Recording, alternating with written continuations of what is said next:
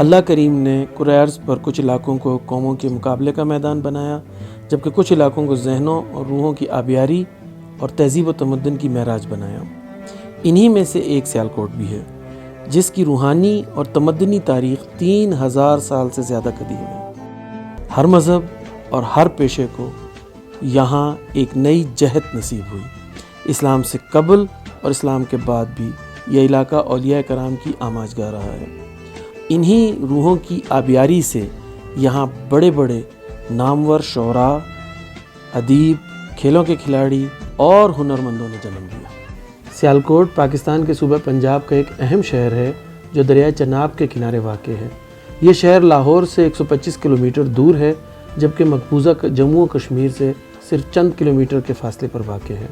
سیالکوٹ پنجاب کا تیسرا بڑا صنعتی شہر ہے، جس کی مشہور صنعتوں میں کھیلوں کا سامان، آلات جراحی، چمڑے کی مصنوعات، کیمیکل بنانے، کوکنگ آئل، ویجیٹیبل گھی، ٹائر اور ربڑ کی صنعتیں، ادویات بنانے، سٹیل کے برتن بنانے، آٹا پیسنے، داستانے بنانے اور موسیقی کے آلات بنانے کے کارخانے شامل ہیں۔ آج سیالکوٹ کو اقبال کا شہر اور فیض کا گھر کہا جاتا ہے، جبکہ اس شہر کے روحانی ورثاء میں حضرت امام صاحب کا نام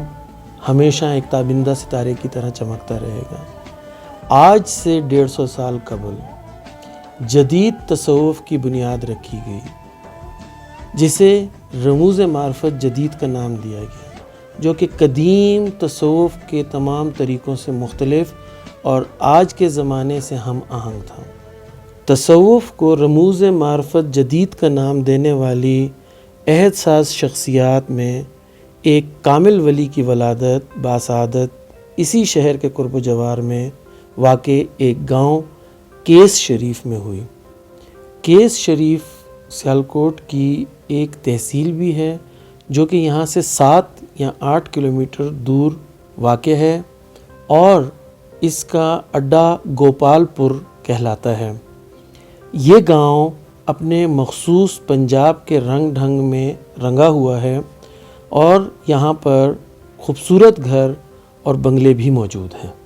کیس شریف میں سلسلہ تصوف اور رموز معرفت جدید کے بانی حضور صوفی بشیر احمد رحمۃ اللہ علیہ نے پچھلی صدی کے تیسرے عشرے میں جنم لیا۔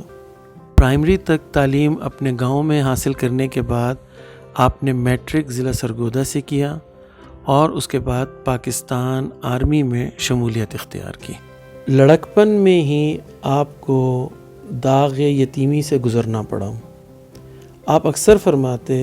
کہ میں کئی دن اپنے والد صاحب کی قبر پر جا کے روتا رہتا اور مجھے سمجھ نہ آتی میں کیا کروں۔ ایک دن اچانک میرے دل میں یہ خیال آیا کہ میں قبر پاک پر آ کے رونے کی بجائے اگر کوئی اچھا کام کروں تو کیسا رہے گا۔ اس دن کے بعد سے آپ نے اپنا معمول بنا لیا کہ جب کبھی آپ اپنے والد صاحب کی قبر مبارک پر تشریف لے جاتے، آپ وہاں پر بیٹھ کے یاسین پاک اور درود تاج کا ورد کرتے رہتے۔ اسی وجہ سے بچپن سے ہی درود تاج اور یاسین پاک آپ کو زبانی ازبر ہو گئے تھے۔ 1958 میں آپ بحیثیت حوالدار کلرک جھیلم چھاونی میں ڈیوٹی ادا کر رہے تھے کہ آپ پہ کرم کا دروازہ کھل گیا، اور سلسلہ نقش بند کے کامل ولی حضور صوفی رحم دل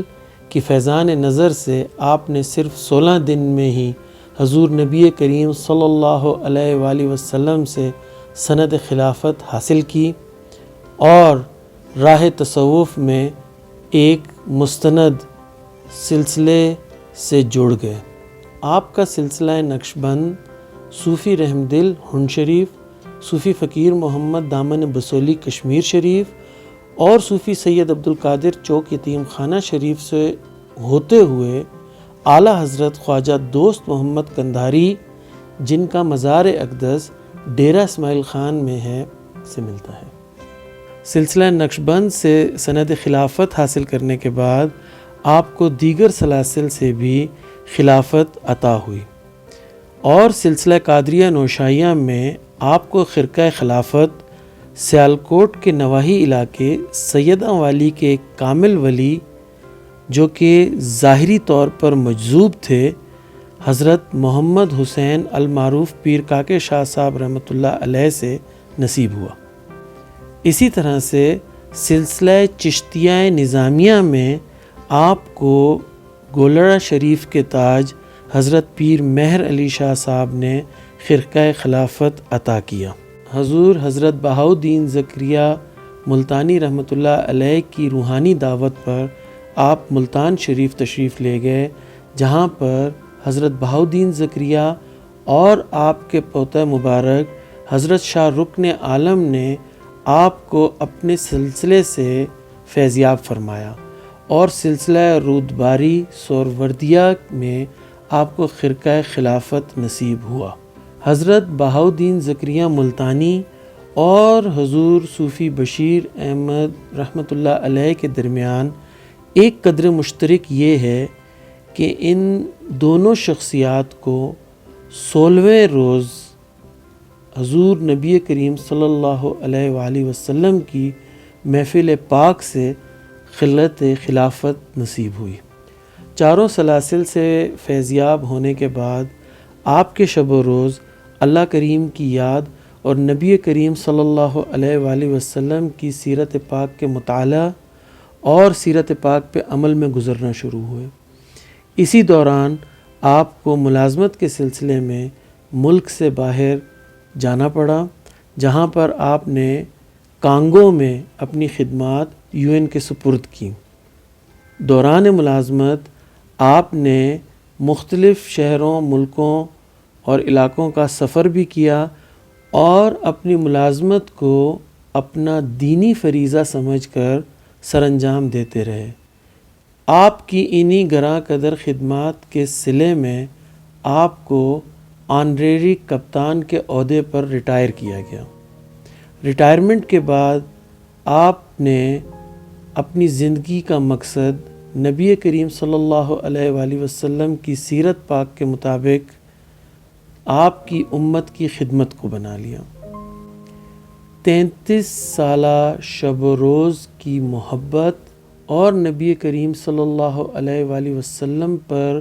درود و سلام کا نتیجہ نبی کریم صلی اللہ علیہ وآلہ وسلم کی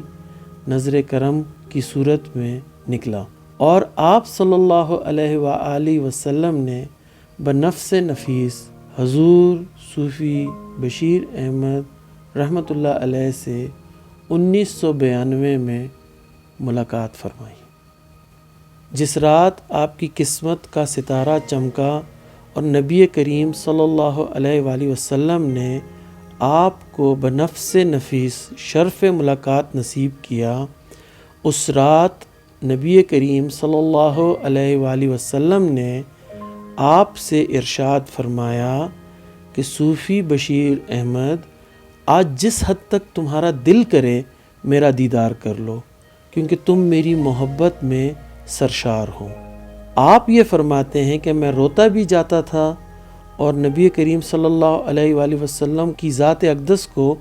اپنی آنکھوں میں سموتا بھی جاتا تھا۔ جب آپ واپس تشریف لے جانے لگے تو آپ صلی اللہ علیہ وآلہ وسلم نے آپ کی زوجہ محترمہ کے کان میں کوئی وظیفہ ارشاد فرمایا۔ آپ کی زوجہ محترمہ کلمے کا ورد کرتے ہوئے اٹھ کے بیٹھ گئیں اور روتے ہوئے حضور صوفی بشیر احمد رحمۃ اللہ علیہ سے ارشاد فرمانے لگیں کہ آپ کو پتہ ہے مجھے نبی کریم صلی اللہ علیہ وآلہ وسلم کا خواب میں دیدار ہوا تھا اور آپ نے مجھے کوئی وظیفہ عطا فرمایا جسے میں بھول گئی ہوں۔ تو آپ نے اپنی پرنم آنکھوں سے ارشاد فرمایا کہ نبی کریم صلی اللہ علیہ وآلہ وسلم نے آپ کو جو وظیفہ عطا فرمایا اس کے الفاظ کچھ یوں ہیں: حسبی اللہ و نعم الوکیل، نعم المولا و نعم النصیر، نعم المولا و نعم النجیب۔ حضور نبی کریم صلی اللہ علیہ وآلہ وسلم کی تشریف لے جانے کے بعد کائنات کی ہر مخلوق حضور صوفی بشیر احمد صاحب کو مبارکباد دینے حاضر ہوئی اور ان سے عرض کی کہ ہمارے لائق کوئی خدمت ہو تو ہمیں ضرور یاد رکھیے گا۔ حضور صوفی بشیر احمد رحمۃ اللہ علیہ نے ارشاد فرمایا، آپ سب جانتے ہیں کہ مجھے نبی کریم صلی اللہ علیہ وآلہ وسلم جاتے ہوئے حسبی اللہ و نعم الوکیل، نعم المولا و نعم النصیر کا ورد دے کے گئے ہیں، جس کا مطلب ہے کہ میرے لیے میرا اللہ کافی ہے۔ لہٰذا آپ سب کا بہت شکریہ، ہم سب مل کے اپنے نبی کی نعتیں پڑھتے رہیں گے۔ نبی کریم صلی اللہ علیہ وآلہ وسلم پر درود و سلام پڑھتے ہوئے اور گلہائے عقیدت پیش کرتے ہوئے اولیاء کرام پر ایک وقت ایسا آتا ہے جس میں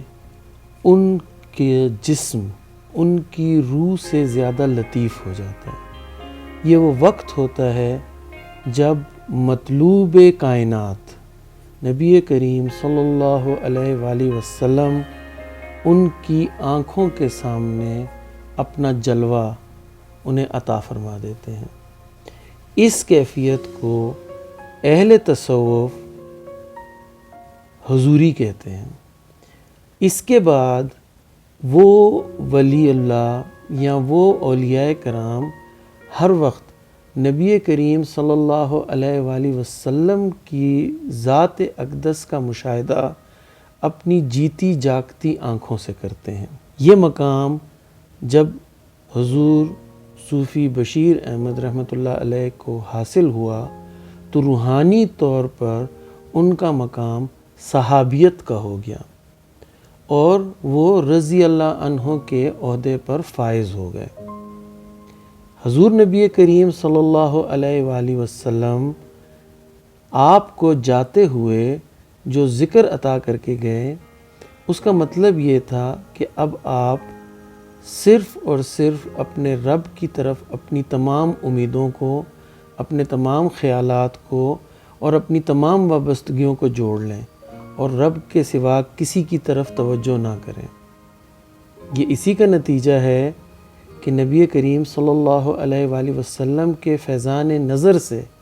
آپ نے ایک نئے سلسلہ مقربیہ عالیہ کی بنیاد رکھی۔ اس کے ساتھ ساتھ اس کی تعلیمات پر آپ نے اپنی باقی تمام عمر صرف کر دی۔ نبی کریم صلی اللہ علیہ وآلہ وسلم سے ملاقات کے بعد اکثر آپ جذب کی کیفیت میں رہتے اور حضرت پیر مہر علی شاہ صاحب کا ایک شعر گنگناتے، لیکن جذب بھی ایسا جس میں تکریم کا مقام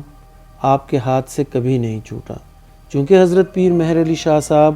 آپ کے پیر و مرشد بھی تھے اور آپ سے خلافت بھی ملی تھی، لہٰذا جب کبھی آپ جذب کی کیفیت میں کتھے مہر علی کتھے تیری ثنا گستاخ اکھیوں کی جگہ آپ ان کی آنکھوں کو عشاق اکھیاں فرماتے۔ عشاق اکھیاں کتھے جا لڑیاں۔ پوچھنے والے نے پوچھا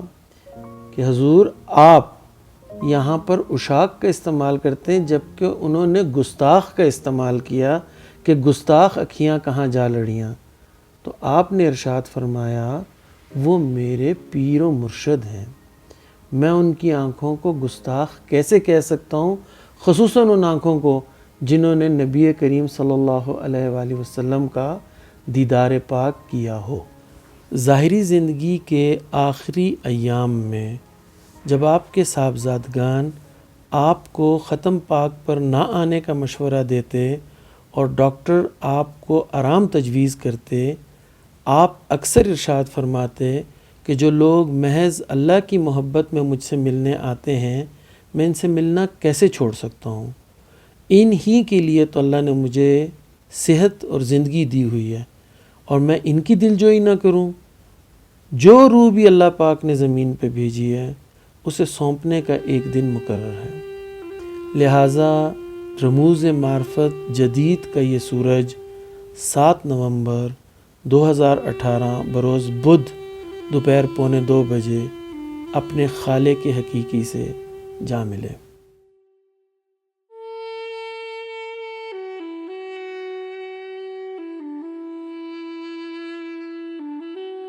آپ کا مزار پاک آپ کے گاؤں کیس شریف میں آپ کے گھر سے متصل آستانہ پاک میں ہی واقع ہے۔